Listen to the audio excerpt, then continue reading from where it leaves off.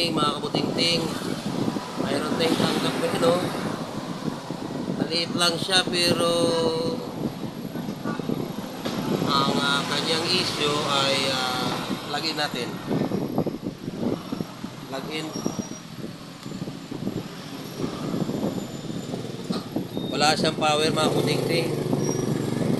Sabi ng may-ari, nanood siya, bigla na lang nawala. Ngayon, bubuksan natin para malaman po ang problema nito.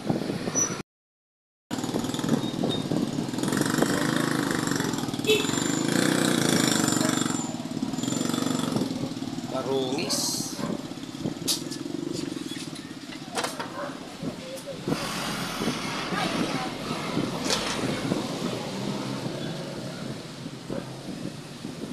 Yan yung kanyang loob, mga kabutingting.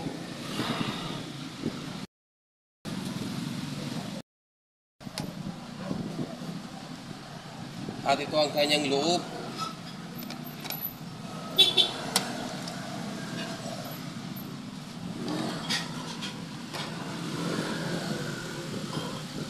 Maliit lang ang kanyang motherboard, mga kabutingting. Okay, ayan ang kanyang motherboard, mga kabutingting. Nanggigitata. Mga kabutingting, kung sa palagay nyo, ang ganitong pagmumukha ng motherboard, sa tingin nyo, may pag-asa pa? Mga kabutingting, lahat may pag-asa. Ika nga, huwag tayong mawawala ng pag-asa.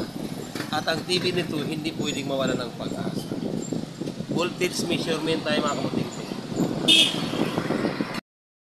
Okay, mga kabutingting, voltage measurement tayo dito sa kanyang 12 volt.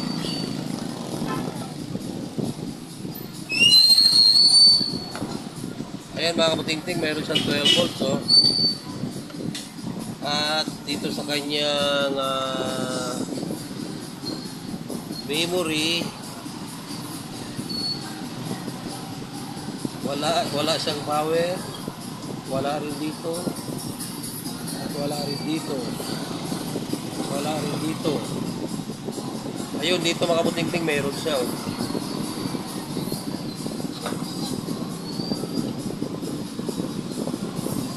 Okay, mayroon siya pero mahina lang siya, oh.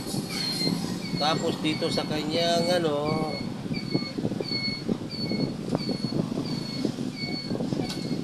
sa kanyang 5 volt, wala siya, mga kabutingting, oh. Wala siyang pumapasok na 5 volt. Pero may 12 volts siya, oh. May 12 volts. Pero yung 5 volts niya, mayroon, wala, zero pala yan, oh. Wala siyang 5 volts, mga kabutingting. Gaya ng sabi ko sa inyo kanina, mga kabutingting, may supply naman siyang 12 volts. May supply siyang 12 volts, oh, dito, oh. May 12 volts siya, oh. So, meaning, mga kabutingting, gumagana yung kanyang power supply. At yung kanyang 5 volts, yung kabila kasi niyan 5 volts po yan, mga kabutingting. So, wala siyang 5 volts, oh. Ang marireading natin 0.05, 0.3. Mga kabutingting, ang sabi ng may-ari, nanood sila nito at bigla na lang naglaho ang pagmumukha ng kanilang pinapanood. Sabi ko sa may-ari, subukan natin i-repair. Mga kabutingting, sa pagmumukha ng motherboard nito, ma-repair mo man ang power supply nito ay mukhang tagilid na rin dahil kinakalawang na. Okay, mga kabutingting, ang the best nito, change motherboard tayo, ha? Okay, mga kabutingting, hahanap lang ako. Ito na, mga kabutingting, mayroon na akong nahanap na motherboard. Ito, oh, kung mapagmasdan nyo ang mga pagmumukha ng motherboard ay medyo hawig. Hawig naman sila, mga kabutingting, hawig. Yung kanyang mga connection ay hawig naman. Ngayon mga kabutingting, subukan natin ikabit kung talagang akma. Ang model pala ng panel nito ay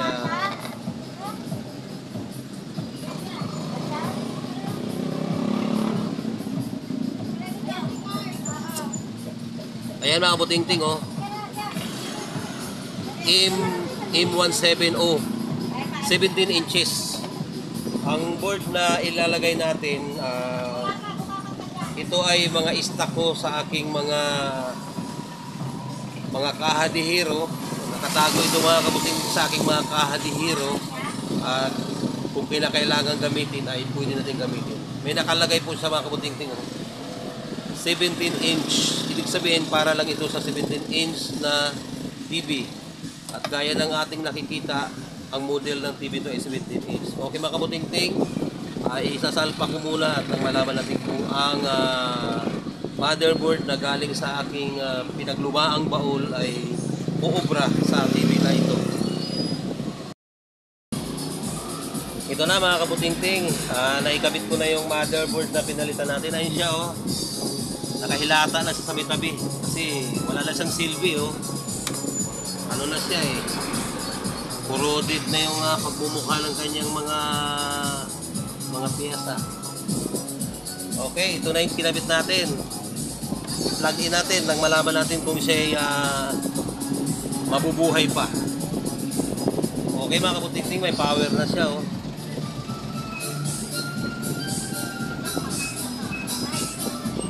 Okay, nag-blue. Ayan mga kabuting-ting, nag-blue na. Kung makikita mo kabuting-ting, auto on pala ito, oh. Nagba-backlight na siya. Okay. Ngayon pa man, titignan pa rin natin yung kanyang voltahe kung kompleto. Kahit nakita natin na gumagana na yung unit, titignan pa rin natin. Para kahit pa paano, mayroon kayong idea kung ano talaga ang mga voltahe na naririto bago mag-on yung ating TV. Dito tayo sa may IC. Ayan o mga kabuting-ting, mayroon siyang 0.40 volts. Tapos sa kanyang LVDS,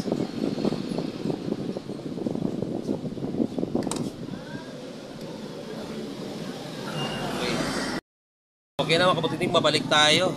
Binunot ko muna saglit at medyo may error ng konti yung ating ito okay na siya, oh. Tingnan mo mga kabuting-ting, ito yung supply talaga niya, oh. Kanina kasi nag-error tayo, 12 volts. Hindi naman dapat 12 volts ang sumusupply sa LCD na ito. Dapat ang supply nito 5 volts lang. Okay na kabuting-ting. Kung makikita nyo, may reflection na siya ng blue. Ay, nag-blue na. Ibig sabihin, gumagana na yung unit natin. Atin na lang siyang sisilipin kung talagang mayroon na siyang image, mga kabuting-ting. Okay. Ayan na mga kabuting-ting, oh. Gumagana na yung ating dilis. Yung ating dilis na nahuli. Hindi gumagana na. Yung kanyang motherboard, ito nakahilata. Ilang gigitata sa mga kabuting-ting. Okay mga kabuting-ting, salpa ko lang ang TV na ito. Isalpa ko lang ang TV na ito para makapag-final test tayo. Okay mga kabuting-ting. Final tayo. Ay, naka-plug in na. Okay. Okay, ano mga kabuting-ting, oh. Kung makita nyo ang TV na, kung isipin nyo, maliit lang. Sabi ko nga, dilis. Pero ang pagmumukha ng dilis na ito ay nakapagdudulot din ng kaligayahan sa mga taong gumamit sa kanya. Dahil kapag sila ay nanonood ng palabas sa maliit na TV na ito at nakakatawa po yung palabas, ay siguradong tatawa po sila kahit maliit lang po ang TV na ito. O diba mga kabuting-ting, kung ituring nyo ang TV na ito, ay mas malaki pa sa cellphone na gamit natin. Diba mga kabuting-ting? Pag tayo ay nanood ng mga movie, kung ano-ano mga contents sa ating cellphone, maliit lang. Ikumpara dito na kahit papano, malaki. Malaki kaysa cellphone. Kagaya lang nasabi ko kanina mga kabutingting, ang sira ng TV na ito ay ito na. Yung kanyang motherboard. Nanggigitata na siya, oh. Ang trouble niya, walang power. Sa aking palagay kasi mga kabutingting, pagka ganito na ang magiging issue ng mga TV niyo, ang motherboard, ay talagang hindi na dapat karapat-dapat na ayusin pa. Yung ganitong klaseng pagmumukha. Gawa lang, maayos mo man ang power nito, sigurado, may mga ibang issue pa to sa parting iba. Yung IC niya, maaari, parting sound man, dahil siya ay lulugo-lugo na ang pagmumukha ng motherboard mga kabuting. Kaya ang masasabi ko, pinalitan ko na lang siya at mayroon naman tayong naitabing motherboard sa ating mahiwagang baul. Huwag po tayong magtatawa mga kabutingting kung nabanggit po ang baul.